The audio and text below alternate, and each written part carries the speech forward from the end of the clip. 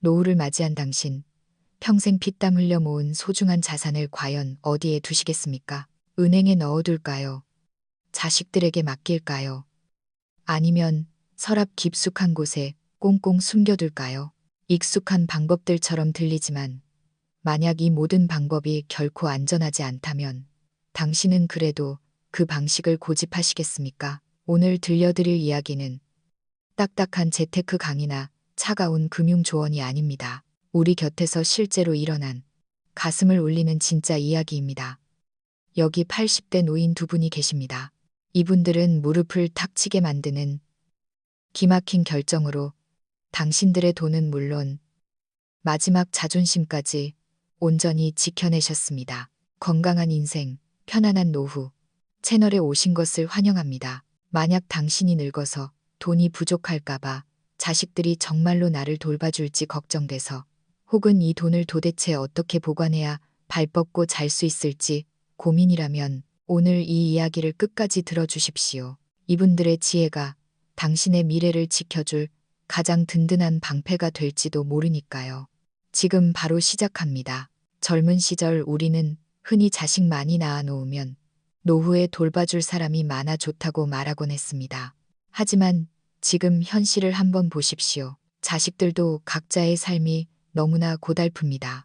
야근에 시달리고 엄청난 주택담보 대출 갚느라 허리가 휘고 자기 아이들 키우느라 빚더미에 앉기도 합니다. 그들이 불효자라서가 아닙니다. 현실이 너무나 냉혹하기 때문입니다. 제 앞가림하기도 벅찬 아이들에게 우리를 돌볼 여력이 남아있을까요? 그렇다면 노인들의 수중에 있는 돈은 어떻게 해야 할까요? 대부분의 사람들이 선택하는 세 가지 흔한 방법이 있습니다. 하지만 솔직히 말씀드리면 이 방법들은 그리 믿을 만한 게 못 됩니다. 첫 번째, 전부 은행에 넣어두는 것입니다. 가장 안전해 보이죠. 통장 있고 도장 있고 이자도 나오니까요. 게다가 은행이 망할 리는 없다고 생각합니다. 확실히 대부분의 사람들이 가장 먼저 선택하는 길입니다. 하지만 문제는 우리 나이가 되면 기억력이 예고도 없이 깜빡깜빡한다는 데 있습니다. 제 이웃에 사는 최 씨 할아버지가 계십니다. 올해 78이신데 재작년부터 은행 비밀번호를 자꾸 잊어버리시는 겁니다. 처음 비밀번호를 잊었을 때는 너무 미안해서 은행 창구 직원에게 미안해요. 내가 늙어서 기억이 안 좋네. 라고 사과하셨죠. 직원도 친절하게 재설정을 도와드렸고요. 그런데 2달 뒤에 또 잊어버리셨습니다. 이번에는 직원의 표정이 썩 좋지 않았죠. 세 번째 갔을 때 그 직원이 대놓고 이렇게 말했답니다. 할아버지, 가족분들 좀 같이 오시라고 하세요. 최 할아버지는 집에 돌아와서 풀이 죽어 저에게 말씀하셨습니다. 내 나이 80 평생에 내 돈 내가 찾는데 남의 보호자가 필요한 신세가 될 줄이야. 이게 다가 아닙니다. 작년에는 통장과 신분증을 몽땅 잃어버리셨습니다. 분실 신고하고 재발급 받느라 한 달 가까이 이리 뛰고 저리 뛰셨죠. 그동안 수중에 돈 한 푼 없어서 콩나물 살 돈조차 남에게 빌려야 했습니다. 더 기가 막힌 건 어떤 노인분들은 자신이 어느 은행에 계좌를 가지고 있는지조차 잊어버린다는 겁니다. 제가 아는 한 할머니는 남편이 세상을 떠난 뒤 집안을 정리하다가 통장 7, 8개를 찾아냈는데 절반은 비밀번호를 모르고 2개는 은행이 합병되면서 이름이 바뀌어 어디로 가야 돈을 찾을 수 있는지조차 막막해 하셨습니다. 생각해 보세요. 돈이 은행에 있어도 내가 꺼내 쓸 수 없다면 그게 없는 것과 무슨 차이가 있겠습니까? 두 번째, 전부 자식에게 맡기는 것입니다. 자연스러운 생각입니다. 내 배 아파 낳아 기른 내 새끼들인데 자식을 못 믿으면 누굴 믿겠습니까? 게다가 우리 세대는 자식 농사가 노후 대책이라는 말을 귀에 못이 박히도록 듣고 자랐으니까요. 그래서 많은 분들이 은퇴 후에 가장 아끼는 자식이나 장남에게 전 재산을 맡기며 재테크를 부탁합니다. 하지만 문제는 지금 세상이 예전과 다르다는 겁니다. 실제 사례를 하나 말씀드리죠. 제 친구 박 씨는 3년 전에 평생 모은 3억 원을 큰아들에게 전부 맡겼습니다. 다달이 생활비로 300만 원씩 받고 나머지는 아들이 알아서 불려주기로 약속했죠. 처음 반년은 괜찮았습니다. 꼬박꼬박 돈이 들어왔으니까요.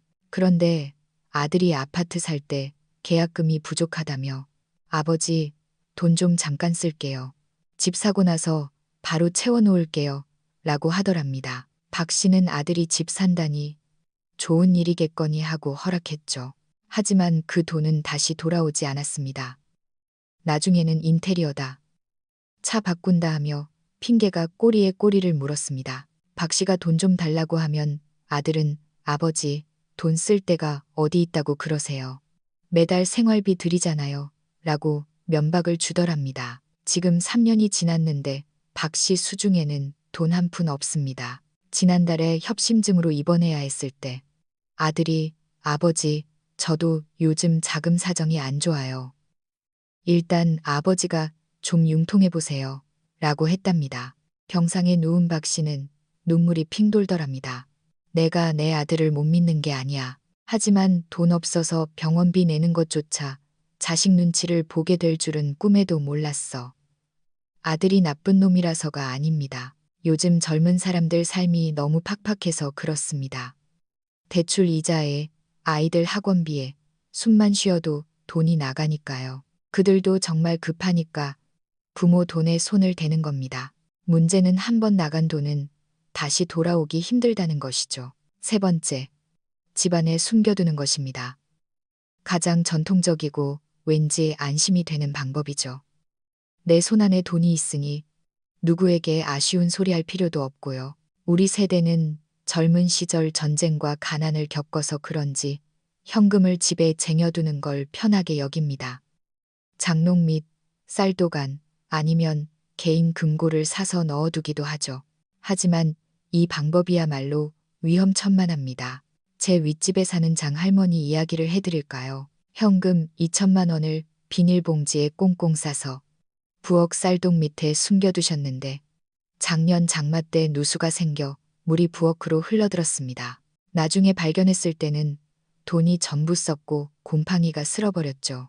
은행에서도 교환이 안 되고 보험 처리도 안 됐습니다. 2천만 원이 허공으로 날아간 겁니다. 더 끔찍한 경우도 있습니다. 어떤 노인분은 베개 속 솜 사이에 돈을 숨겨뒀는데 깜빡하고 그 베개를 헌 옷 수거함에 버린 겁니다. 뒤늦게 생각나서 뛰쳐나갔지만 수거차는 이미 떠난 뒤였죠. 가장 무서운 건 도둑입니다. 요즘 도둑들은 눈치도 빠릅니다. 노인들이 집에 현금을 숨겨둔다는 걸 알고 들어오면 가전제품은 거들떠보지도 않고 장롱 밑이나 침대 밑부터 뒤집니다. 게다가 우리처럼 나이 들고 힘없는 노인들이 도둑과 마주치면 저항할 힘이나 있겠습니까? 화재나 지진 같은 재난은 말할 것도 없고요. 한 번의 사고로 평생의 피땀이 잿더미가 될 수 있습니다. 자, 이 세 가지 방법 모두 그럴듯해 보이지만 막상 닥치면 치명적인 약점이 있습니다. 그렇다면 더 나은 방법은 없을까요? 있습니다. 오늘 소개해드릴 두 어르신은 삶의 지혜로 남들과는 완전히 다른 해결책을 찾아내셨습니다. 그들의 방법은 돈을 지켰을 뿐만 아니라 자존심을 지켰고 무엇보다 자식들에게 부모는 짐이 아니라 존중받아야 할 존재라는 사실을 깨닫게 했습니다. 특히 황할머니가 하신 말씀은 제 가슴에 깊이 박혔습니다. 내 자식을 못 믿어서가 아니야. 나는 내 노년을 도박판에 걸 수 없을 뿐이야. 이 한마디가 얼마나 많은 노인들의 심정을 대변하는지요. 먼저 이말아버지의 이야기를 들어봅시다.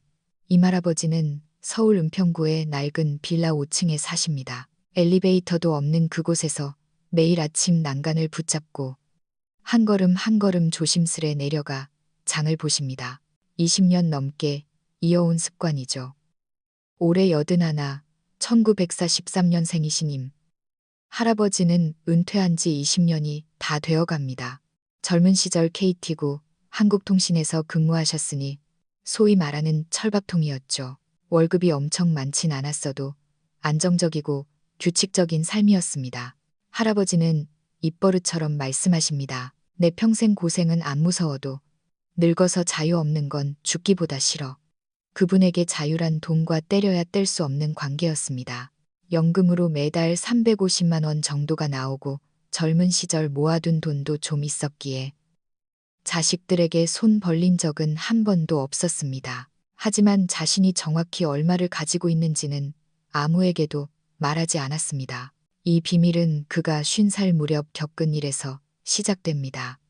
당시 어머니가 돌아가시면서 약 8천만 원 정도의 유산을 남기셨습니다. 관례대로라면 장남인 형님이 처리해야 했지만 형님은 3형제가 똑같이 나누자고 했고 둘째 형님은 어머니를 모셨으니 자기가 더 가져야 한다고 주장했죠.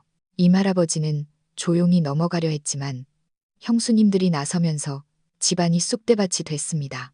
막내 도련님은 밖에서 돈 번다고 어머니 병수발 한 번 안 했잖아요. 라며 고성이 오갔죠. 결국 그 돈 때문에 형제들은 의절했고 동서들끼리는 길에서 마주쳐도 모른 척하게 됐습니다. 임할아버지는 다 필요 없다며 자신의 몫을 형님들에게 양보해버렸습니다. 하지만 그 사건은 임할아버지 가슴에 씨앗 하나를 심었습니다. 돈은 좋은 거지만 잘못 건네면 독이 된다. 언젠가 내가 늙어서 돈을 남기게 되면 절대 자식들이 돈 때문에 싸우게 만들지 않겠다. 그때부터 임할아버지는 매달 적금을 부었습니다. 처음엔 30만 원, 나중엔 50만 원, 자식들이 대학 졸업하고 여유가 생기자 더 많이 저축했죠. 그렇게 20년을 모으니 무려 5억 원 가까운 목돈이 되었습니다. 이 돈의 존재는 자식들에게 철저히 숨겼습니다. 작은 아들이 집 산다며 1억 원만 빌려달라고 했을 때도 입도 뻥긋 안 하셨죠. 내가 일찍 알렸으면 지금쯤 그 돈 뼈도 못 추렸을 거야 라고 하십니다. 임 할아버지에겐 두 자녀가 있습니다. 큰딸은 판교 IT 기업에서 일하는 엔지니어라 수입은 좋지만 너무 바빠서 1년에 집에 오는 날이 손에 꼽습니다. 작은 아들은 부산에서 사업을 하는데 제 살 길 찾느라 명절 아니면 연락도 뜸합니다. 임 할아버지는 자식들을 탓하지 않습니다. 지금 젊은이들이 얼마나 치열하게 사는지 아니까요. 그래서 자식 덕 볼 생각은 애초에 접었습니다. 자식들에게 집만 안 되어도 성공한 인생이라 생각하셨죠. 할아버지는 이 5억 원을 국민은행, 우리은행, 농협, 우체국 등 4곳에 분산해서 예치했습니다. 한 곳당 예금자 보호, 한도 등을 고려해 1억 5천만 원을 넘기지 않았죠.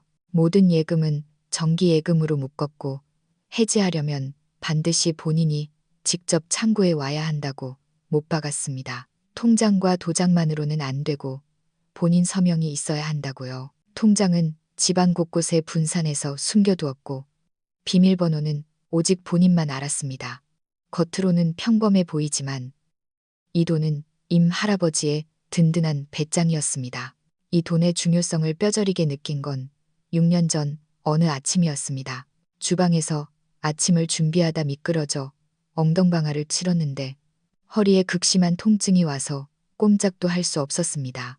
아무도 없는 집에서 그는 초인적인 힘으로 거실 전화기까지 기어가 큰딸에게 전화를 걸었습니다.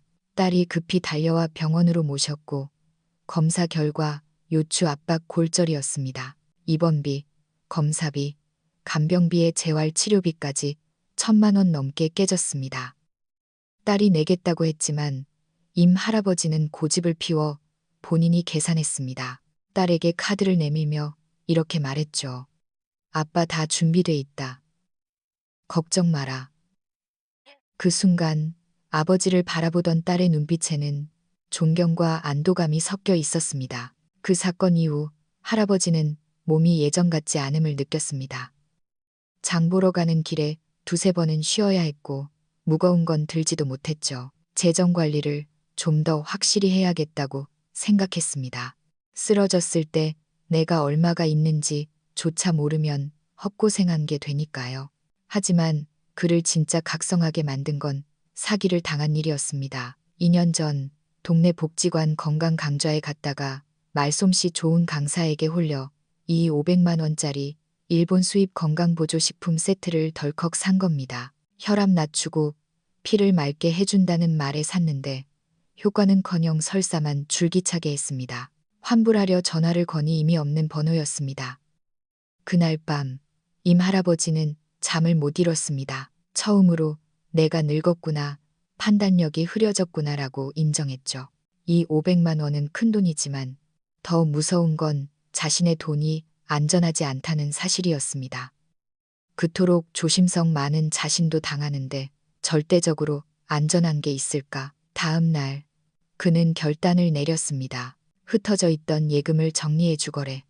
은행인 국민은행에 4억 원짜리 5년 만기 정기예금 하나로 묶었습니다. 그리고 더 강력한 안전장치를 걸었습니다. 해지하려면 본인이 직접 와야 하는 건 기본이고, 비밀번호와 자필 서명에 더해 은행이 지정된 비상 연락망, 아랫집 왕씨 할아버지에게 확인 전화까지 하도록 한 겁니다. 혹시 자신이 중병으로 의식이 없으면 자식들 부르기 전에 왕씨 할아버지가 의료비를 처리하도록 위임장도 써뒀습니다. 이 모든 정리를 마친 후 임 할아버지는 자식들을 불러 비싼 한정식을 사줬습니다. 그날 처음으로 입을 열었습니다. 내 수중에 아직 돈이 좀 있다. 너희한테 짐될 일 없으니 걱정 마라. 하지만 이 돈은 너희 줄 게 아니라 내 남은 인생을 위해 쓸 거다. 그는 예금 증서, 복사본을 딸과 아들에게 각각 한 장씩 나눠주며 말했습니다. 너희가 알아서 봐라. 딴 생각은 말고 내가 진짜 돈이 필요할 때 어디서 찾아야 하는지만 알고 있어라.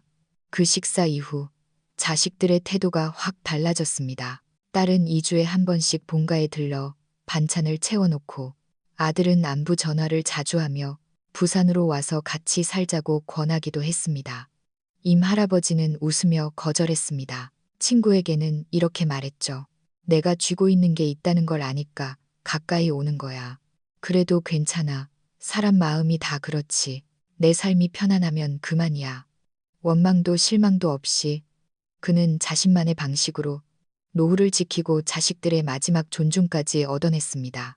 이 나이에 먹고 싶은 거, 내 돈으로 사 먹고 남 눈치 안 보는 것, 그게 진짜 살아있는 것이니까요.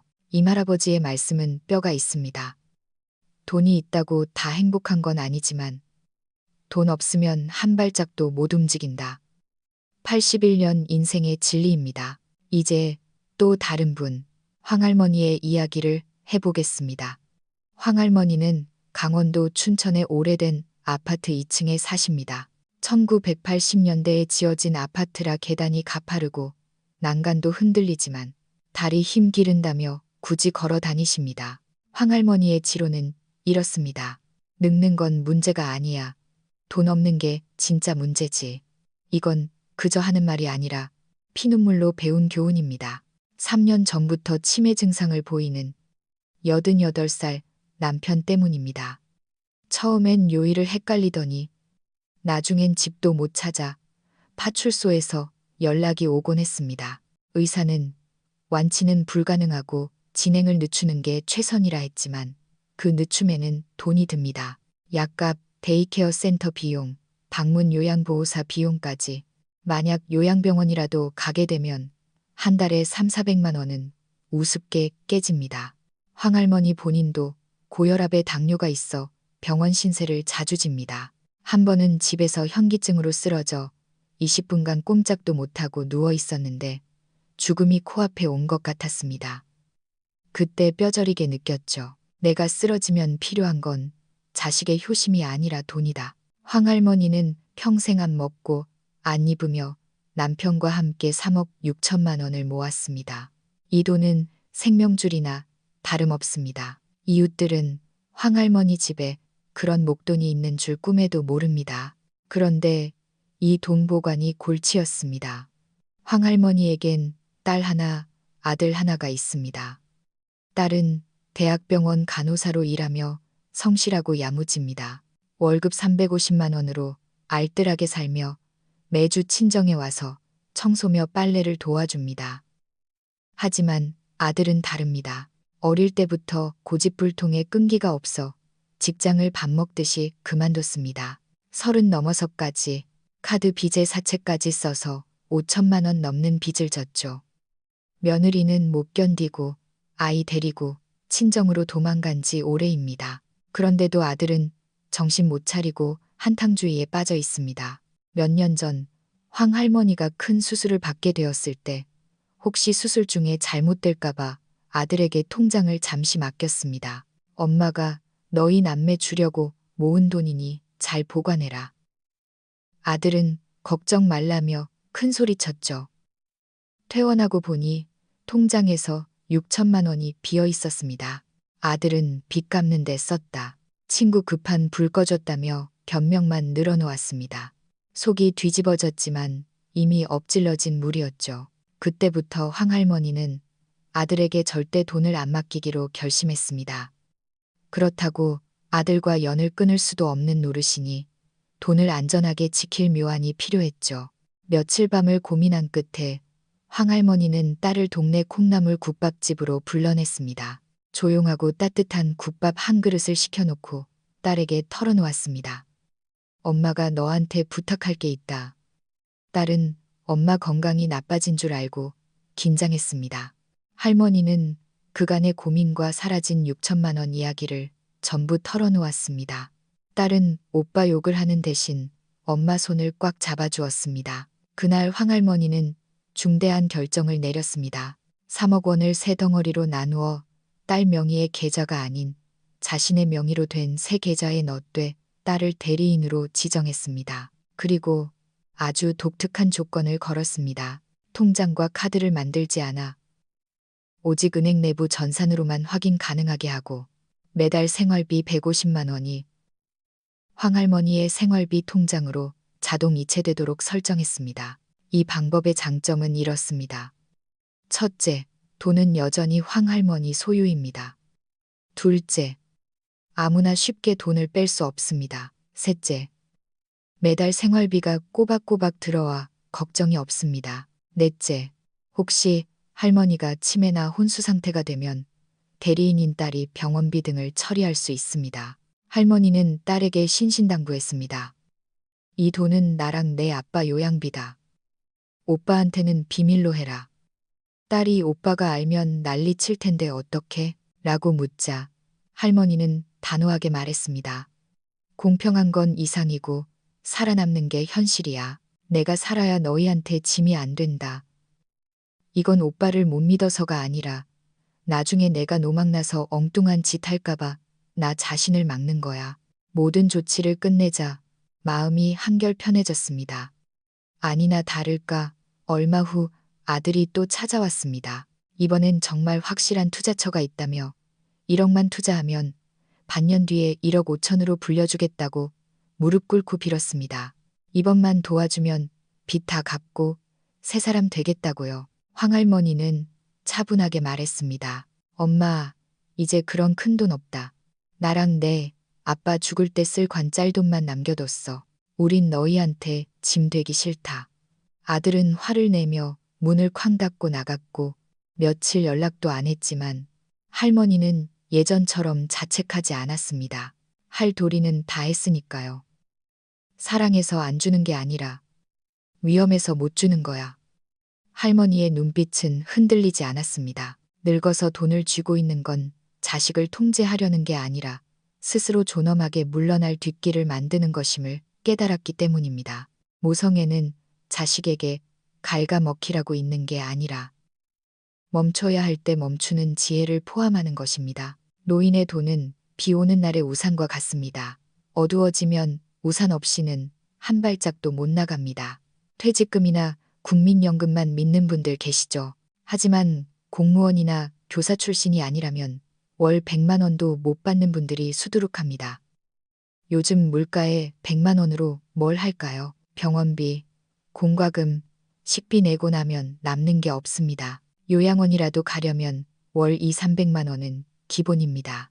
150만 원짜리 연금 받아도 턱도 없습니다. 서울 영등포에 사는 76세 김 할아버지는 연금 80만 원으로 버티십니다. 시장에 갈 때도 떨이하는 저녁 시간에만 가시죠. 시금치 한 단 2,000원 아끼면 이틀치 아침 식사가 해결되니까요. 돈 없으면 서러운 게 노년입니다. 게다가 의료비는 천정부지입니다. 건강보험이 된다고 해도 비급여 항목, 1인실, 간병비는 전부 내 돈입니다. 작년에 심장 수술 받은 60대 지인은 병원비만 500만 원이 나왔습니다. 물가는 오르는데 우리 연금은 제자리 걸음입니다. 짜장면 한 그릇, 버스비, 목욕비 다 올랐죠. 게다가 우리를 노리는 사기꾼들은 또 얼마나 많습니까? 당첨됐습니다. 아들이 사고 쳤습니다. 하는 보이스피싱부터 복지관 앞에서 공짜 휴지 나눠주며 수십만 원짜리 가짜 약 파는 떴다방까지 외롭고 새로운 정보에 어두운 노인들은 그들의 밥입니다. 제 지인은 주식 리딩방 사기에 속아 퇴직금 2억을 날리고 매일 눈물로 밤을 지새웁니다. 이런 상황에서 우리 수중의 쌈짓돈은 단순한 돈이 아닙니다. 안정감이자 자존심이자 세상에 맞설 마지막 배짱입니다. 그러니 이 돈을 절대 허투루 둬선 안 됩니다. 그럼 어떻게 해야 안전하고 든든하게 보관할 수 있을까요? 복잡한 건 싫고 안전한 게 최고인 우리를 위한 실전 비법 6가지를 정리해 드립니다. 첫째, 생활비 통장 입출금과 비상금, 통장 정기예금을 쪼개십시오. 간단하지만 강력합니다. 당장 쓸 돈은 수시 입출금 통장에 넣어두고 목돈은 정기예금으로 묶어두세요. 정기예금은 이자가 조금이라도 더 높을 뿐 아니라 만기 전에는 깨기 아까워서라도 돈을 지키게 해주는 강제성이 있습니다. 3억이 있다면 1억짜리 3개로 나누어 예치하세요. 급할 때 하나만 깨면 되니까요. 생활비 통장에는 딱 한두 달치 생활비만 넣어두세요. 둘째, 돈 관리는 본인이 하되 비상시 조력자를 지정해 두십시오. 돈을 자식에게 덥석 맡기지 말고 자금 설명서를 만드세요. 어느 은행에 얼마가 있는지, 비상시엔 누가 도와줄지 적어서 금고나 서랍 깊은 곳에 봉해두세요. 그리고 가족에게 내가 위급해지면 거기를 열어봐라 라고만 알려주세요. 더 확실하게 하려면 은행에 사전 지정 대리인 제도가 있는지 확인해 보거나 임의우견 계약 같은 걸 활용해 법적 효력을 두는 것도 방법입니다. 셋째, 은행은 집 가깝고 직원 얼굴하는 곳이 최고입니다. 이자 0.1% 더 준다고 낯선 저축은행이나 인터넷은행 찾지 마세요. 다리 아픈데 멀리 갈 수 있습니까? 농협, 새마을금고, 우체국, 국민은행 등 집에서 걸어갈 수 있고 의자에 앉아 쉴 수 있는 지점이 있는 곳을 고르세요. 직원과 친해져서 내가 1억만 원 이상 찾을 땐 꼭 아들에게 확인 전화 좀 해줘요. 라고 부탁해두는 것도 지혜입니다. 넷째, 공과금과 생활비는 자동이체로 해결하십시오. 황할머니처럼 정기예금이자나 연금을 생활비 통장으로 자동이체되게 해두세요. 매달 10일이나 25일 돈 들어오는 날을 정해두면 마음이 편안합니다. 전기세, 관리비도 자동 납부 신청해두면 연체 걱정 없이 깔끔합니다. 다섯째, 돈 있다고 티는 내되 주도권은 꽉 쥐십시오. 비밀로만 하다가 갑자기 쓰러지면 자식들이 돈 찾느라 고생합니다. 나 노후 자금 충분히 있다.